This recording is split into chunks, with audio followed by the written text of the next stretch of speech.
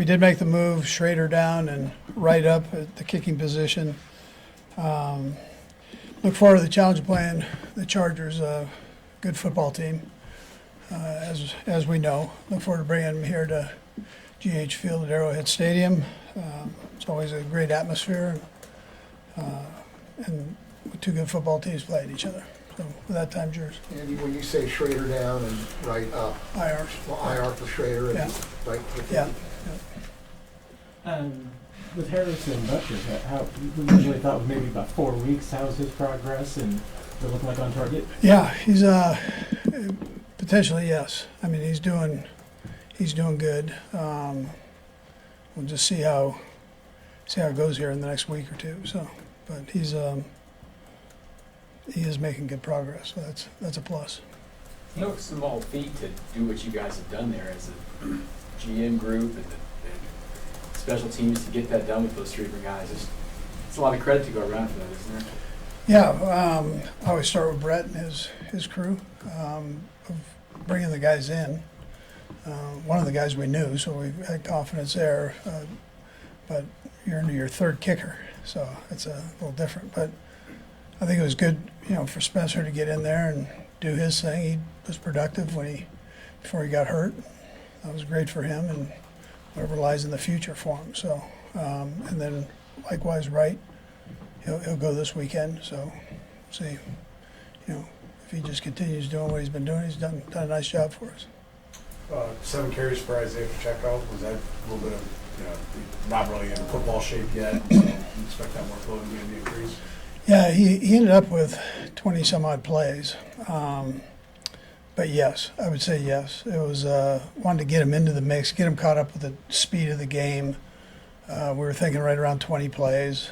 Didn't necessarily care if the carries or not. I'm glad it worked out that way though. So he came out healthy, feeling good, no setbacks. Yeah. Why was this year the year that Noah Gray really took a step forward? I mean, he's really increased his production a lot. What seemed to click this year? There's probably more opportunities. Just we're doing a little bit more double tight stuff, and he's had a good blend in there.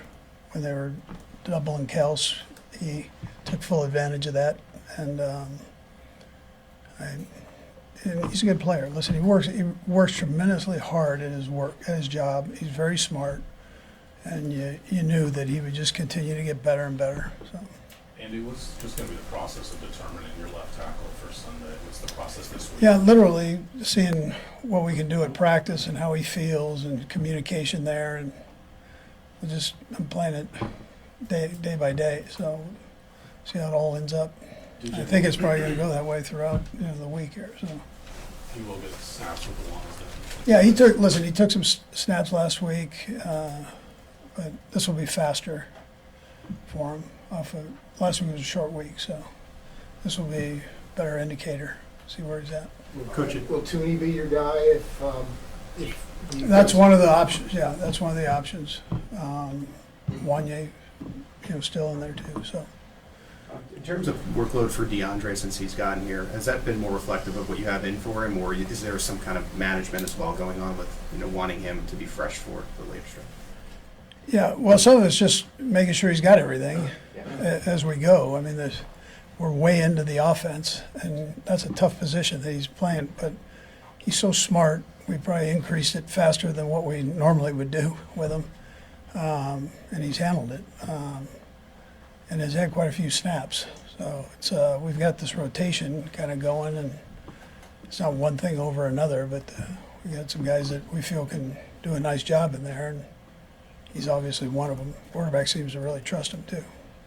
On the Humphreys part of the equation, is that something you can, you're trying to ramp him up, get him in football shape as well, and he's obviously coming off the knee, but you had to use multiple guys at left tackle, but is that something ideally you want to put him in and he's there for the whole game, or do you see a scenario where you can just kind of work in part-time? Yeah, I think eventually you want to get somebody in there that does a good job. I mean, that's and really is can stay in there and be that guy. As we develop the young guys, you're going to have some hiccups. So we know that. We knew that going in, but we'll see. see if DJ can do that, he can do it, and then if he can't, he can't. So, see how How it goes. challenging is it to do that at this time of year with a guy who hasn't been part of your system, and you're not hitting this hard at practice and all that? Is this not ideal, I guess, but is it harder now?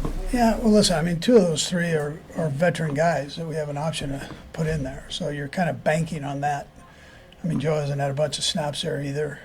Wanye and Kingsley have taken most of the snaps, so, and DJ hasn't played.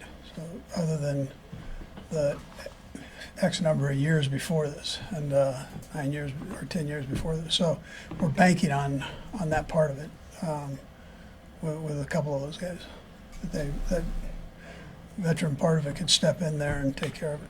We'll go last three, Matt, Vahe, and then Pete. Go ahead, Matt. Coach, kind of going into this final stretch, how much do you look at workloads, especially for the guys who maybe had a lot of snaps? I know Chris has played at this point 83%. That's leading the highest rate of his career. Are there guys that you're looking to try and maybe load manage here in the next 5 week games? Possibly, not this week.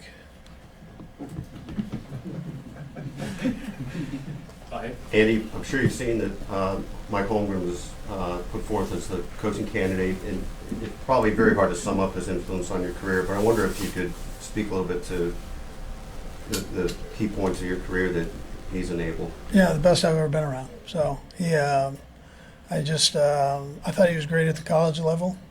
I thought in the NFL he was phenomenal. I mean, I've been a head coach now for a couple of years, and I still look back and go, I don't think anybody's done it better than what he's done it. And I've seen it all for 20 some odd years. So it's he just had a great way about him with people. He was tough enough. He was, he's a brilliant guy. So he just had a great handle on things. And if he didn't make good on his promise to you when you were at Missouri, are you still college coach? Yeah, I'd probably be coaching the offensive line. Yeah, maybe get out of the box. Did he also get you to San Francisco State? Was that how that went? No, so Lavelle Edwards was friends with Vic Rowan at San Francisco that's State. right. And so that's where Mike Holmgren came from, Yeah. with San Francisco State. And then in return, it was a trade. Right? What are the strengths of Jim Harbaugh? I mean, when you look at him, he's obviously Sure. successful at different levels. What does he do well? Yeah, he's done it at every level, really. He comes from a great family, great football family. His dad's a phenomenal football coach. Could have easily coached at this level, been a head coach at this level. So he's got a great feel. He knows it from the player standpoint. He knows it from a coaching standpoint. Has a good balance of things that he works with. Good demanding coach on his players, so on. Good teacher. I'm sorry. As you've reviewed them this week, how do you see the Chargers? How have they evolved since week 4 of that first meeting? Yeah, they're more familiar with their schemes. And that's really the bottom line, so it allows them to play faster. Okay. Thank you. Okay, good, thanks.